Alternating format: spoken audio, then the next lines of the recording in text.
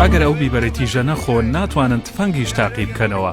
ئەگەر بیبەریان پێ بدەی ڕوویان دەکەن بەو لادا و دەڵێن نا چاوم بەرایی نایە، ئەگەر نا ها هەروەک ئەوەیە خیار بخۆی.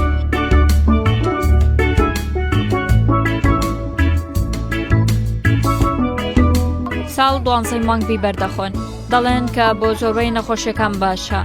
ئێمەش وەکو خەڵکی ڕووها دەیخۆین، واتە من ئاگادارم لە پزیشکەکانەوە نەبووە، بەڵام حەکیمانی پێشوو دەیانگوت کە خواردنی بیبەری سوور و تیژ باشن، لەبەرەوە لێرە بۆتە نەریتێک.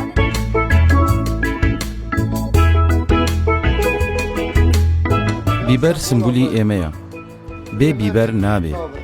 بیبەر سبەی نیوەڕۆ ئێوارە لە لای ئێمە جیاوازی نییە، واتە هاوین پاییز و زستان لە هەموو کاتێک هەر هەیە. سوودەکەی بۆ نەخۆشی، بۆ سەرما و گەدە و دەوای هەموو نەخۆشیەکە.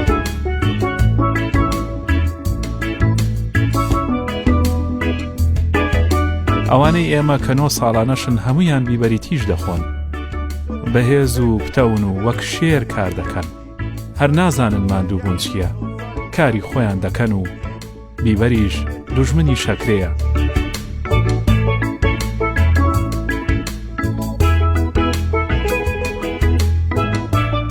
ئێمە ناتوانین ژەمێک بێ بیبەر بخۆین، دەبێ بیبەری هەر تێدا بێت.